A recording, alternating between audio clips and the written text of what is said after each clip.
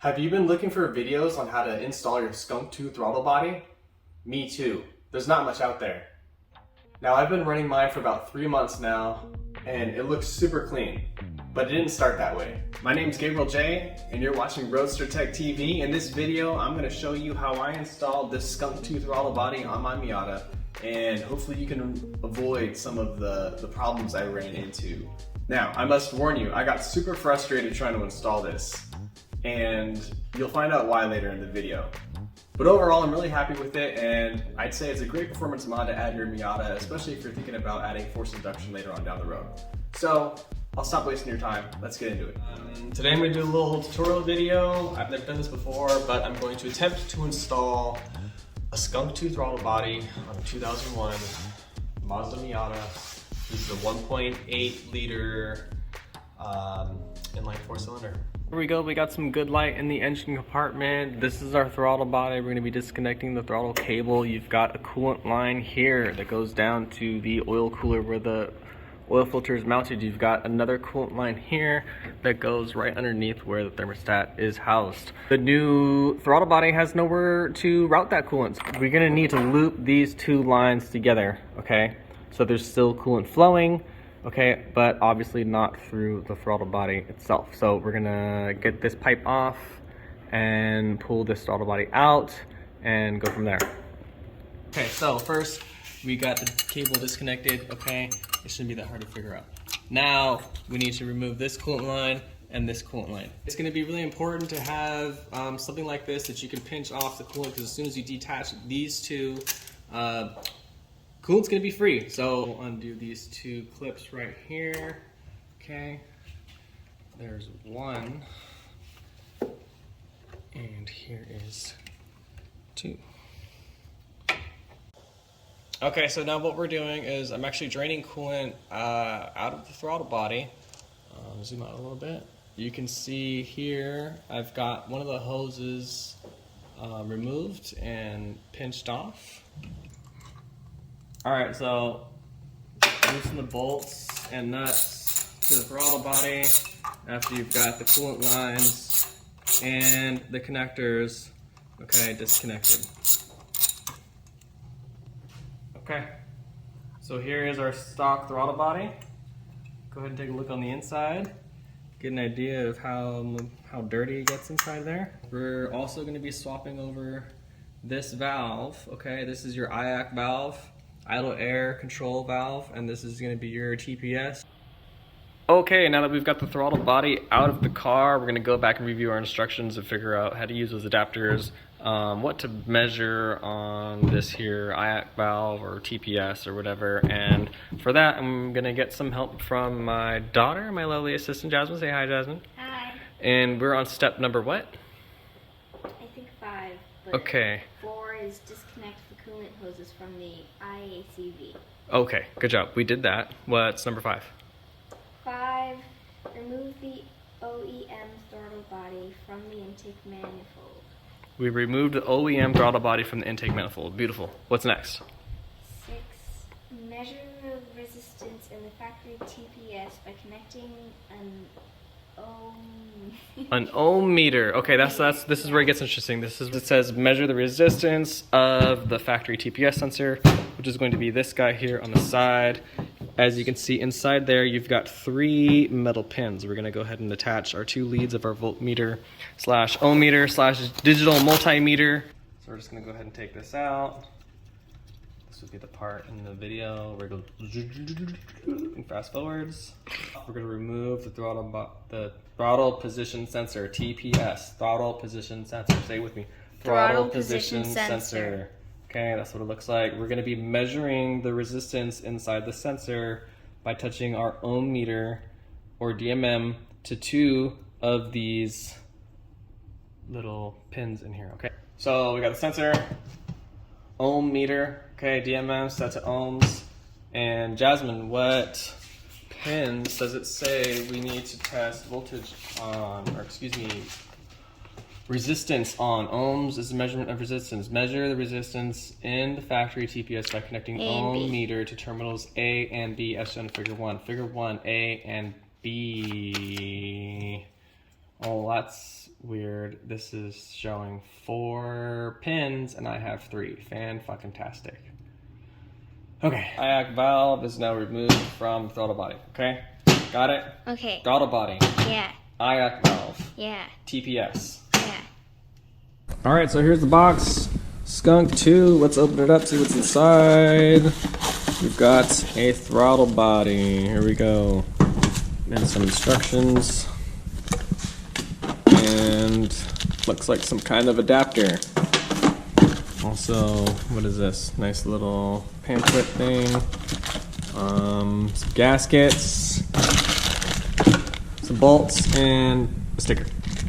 Insert the TPS rotor onto the open end of the throttle body shaft.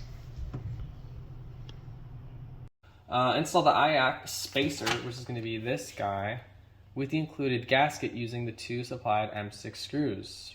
Reinstall the factory IAC. Oh, so we've got 2 gaskets here, this one and this one. This piece is going to go on top of this piece. See how that lines up? Okay, and then we've got our IAC valve here. Maybe this goes there, not really sure. Okay, so here is the factory IAC valve, all right? This is how it mounted up on the factory throttle body, okay? Pretty straightforward. You got a nice flange here and it bolts right on. Now what happens is with the Skunk2 throttle body, if we just try to bolt it straight on, you'll notice it's a lot narrower and there's no holes for these screws. So what we need to do is apply this adapter here somehow, some way, and figure out how we're going to get this IAC valve back on. So here are the instructions. As you notice, we've got a diagram here, okay? We're trying to figure out how this all goes together. So we're going to look at our diagram here, IAC spacer. This, I believe, is the IAC spacer. As you can see, it looks nothing like the picture. Okay, so this took a little bit of figuring out because these instructions are basically useless, okay? Don't even bother. Here's the base of your throttle body. It goes in the car like this. Here's the old one for comparison. Okay, you can see the underside here. Okay, we're gonna have to apply this adapter. Okay, on one side of the adapter you'll notice a little kind of peanut-shaped worm, sea mammal, whatever you want to call it. On the other side you kind of have 2 little crazy eyes. Now, this took me a minute to figure out, but one gasket perfectly fits over that guy like that. Okay. And the other one, if you look, has the same shapes as this side. So this is how the 2 gaskets are going to go. Now, which one goes here or which one goes there, I'm not sure yet. I'm assuming this one goes here. Okay, but we're gonna start with this side down and see what happens. All right, so you'll notice that we've got a couple Allens here. I got out my handy dandy bit set here, and we're just gonna go ahead and screw these down by hand. Oh, maybe not that one. We're gonna screw down the first one here by hand. Okay. And see where that takes us. Alright, so after much troubleshooting and trying to figure out which way all these gaskets and spacers went, decided to use the big screw here just to kind of hold this in place. The small supplied Allen screw is going to go here in this recessed area. What I noticed is that I can kind of tighten it down all the way, and for whatever reason it still stays kind of loose. You can see here it's still moving around, which I really don't like. I'd like this to get a little bit tighter.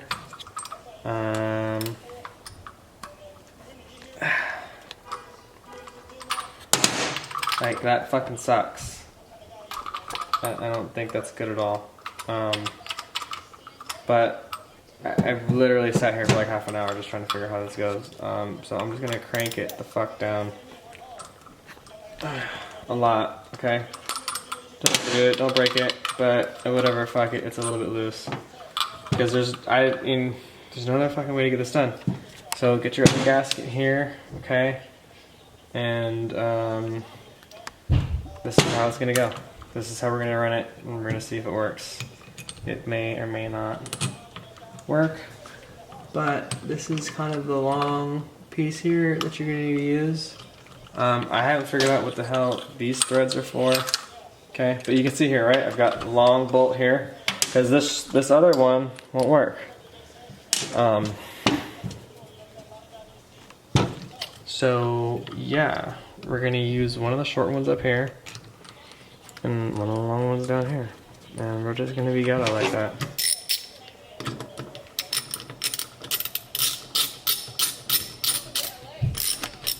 Because that seems to tighten, and so does this guy.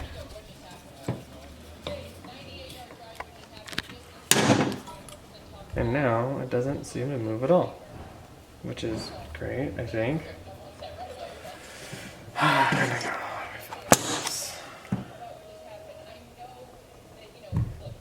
I did my best of my ability to get the IAC valve installed with the spacer. The little screw there didn't seem to be getting super tight, but it feels secure, so we're gonna roll with it. The TPS is installed. One thing I did earlier was I measured the voltage, or measured the resistance outside of the throttle body. You should be measuring the resistance while it's installed in the old throttle body. But for me, they basically lined up in the same position. You can see here the threads here basically line up with the threads here. It's at a slight angle up and to the left. And I'm tired of fucking around with this thing, and I'm just gonna go ahead and put it in the car. See what happens. I figured out why these instructions were so confusing. And these instructions are for Miata NA throttle body 94 to 97 Miata 1.8 liter.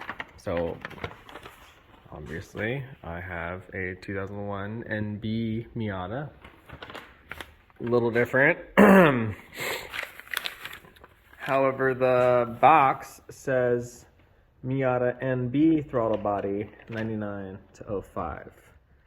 You can see where some of the confusion may lie. It said that there was a spacer for the TPS. This is the TPS. There was no spacer provided. There was a screw for the spacer on the IAC valve. That screw did not completely tighten the spacer down. It seemed to run out of threads in the throttle body, so I'm hoping everything seals and everything works. It seems pretty solid. Another thing I ran into, a little article I found online said get a 5/16 little coupling here. That did not work. This was too small for the hoses. As you can see here, this is the opening, and yeah, that's a little bit smaller, right? So, did a little late night run to Home Depot. Got myself a 1/4 inch and a 3/8. This one's probably gonna be too big. This one might be just right. We'll find out. Okay, so I put the new throttle body on. Had a couple bolts left over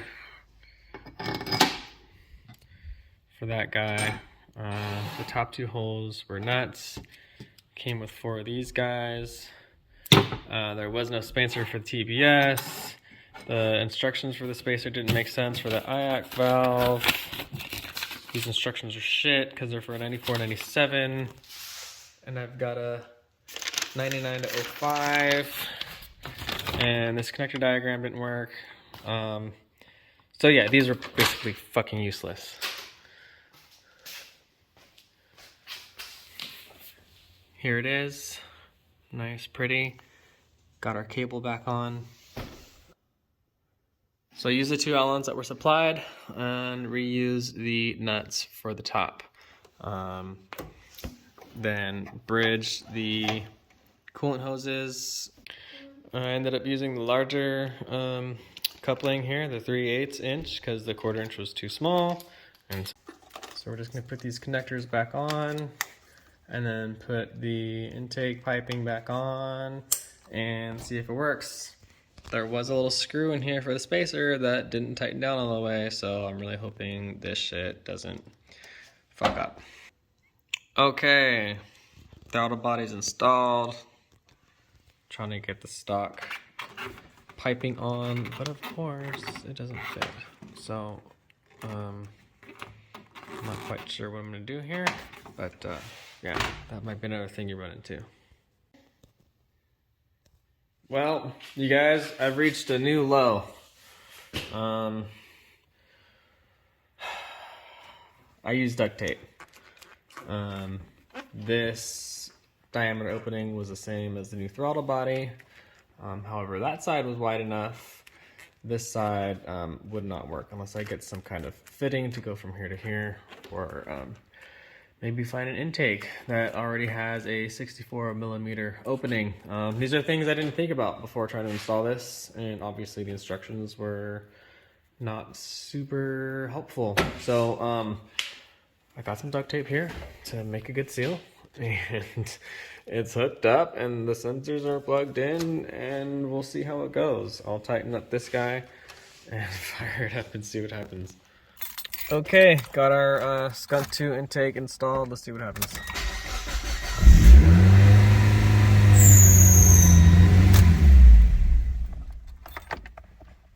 Alright, I idled really high. Okay, when I first fired it up, the idle was way too high. One of the things I noticed here, let's see if I can zoom in a little bit. Okay, so you do have an adjust here for basically the stopping of the throttle valve. So you see right here, this gap was like out here. I wanted to idle at like 3,000 RPM. So you do have a throttle adjustment cable adjustment here. Just loosened this guy up a little bit, and it gave a little bit more slack on this throttle so that it closed all the way. So let's try again. Okay, so that helped a lot.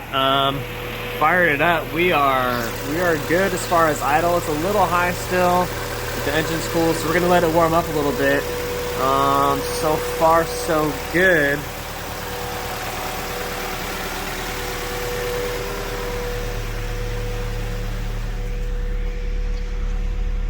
We are sitting at about 1200 RPM. Engine's still warming up. So we'll check back in a couple minutes and then maybe take it for a test drive. Another thing to remember too is if you just pinch off those lines and you don't drain the whole cooling system, this tank is at full right now, but as soon as that thermostat opens up, this thing's gonna wanna suck in that coolant. So make sure you either save the old coolant and top off your reservoir when it starts to drop down, or just fill up the radiator with the proper amount of coolant, okay? This thing's just about warm, and we're gonna go take it for a road test, see what's up. Dude, okay, so we made it back from the road test, and I've gotta say, as janky as it looks, and as tricky as this install was with the lack of instructions, dude, it felt great. 100% noticeable increase in just throttle response and just overall like accelerating power. A little sloppy, right? Need to handle the duct tape situation. I add like an extra clamp. I didn't get that clamp off, and I got this kind of barbed connection there, and I couldn't get the hose back off. But luckily, I got these two little hose clamps. I just added those on. I'll probably cut that guy off later, just because it's gonna bother me that it's just floating there. Maybe get a new intake or something. But yeah, probably just find some kind of adapter fitting that goes from the same size, that 64 millimeter, to maybe a little bit smaller or bigger, or I don't know, something. I gotta figure it out. But yeah, I mean, it drove great. It was actually really fucking cool. Had a little kind of like a funny noise, so like a little squeak noise when I accelerated on the gas. Might be maybe the gasket in there just kind of isn't quite fitting right, or I'm not really sure, but I mean, it felt great. So I got autocross coming up around the corner, and hopefully it lasts for that. So, moral of the story, make sure you got the right instructions. That did definitely throw me off a little bit. Now I'm kind of questioning on whether or not I got the right hardware to go along with it. Here's the factory gasket that I installed. Didn't have this like little cutout section right here. It was just kind of like a straight circle. So I may go in and modify that. I think it went this way. So I may go in and modify that, or just contact Skunk2 and just see if I got the right hardware. See if they can send me another hardware kit that is supposed to be for $99.05 and see if it's the same. Or maybe their stuff's just meant to mount up to their Skunk2. Maybe that might just be the future mod on this thing, but... Alright, you made it. Hopefully you learned a few things watching this video. Just so you know, it's not held together with duct tape anymore. You can actually just stretch the inlet of the intake pipe just enough to get it over the throttle body opening. You might need to use a little lube and a little pocket screwdriver action to get it over there, but you'll be just fine, and you won't have to worry about using duct tape like I did. If you got value out of this, be sure to hit the like button and subscribe for more Roadster tech tips. Peace.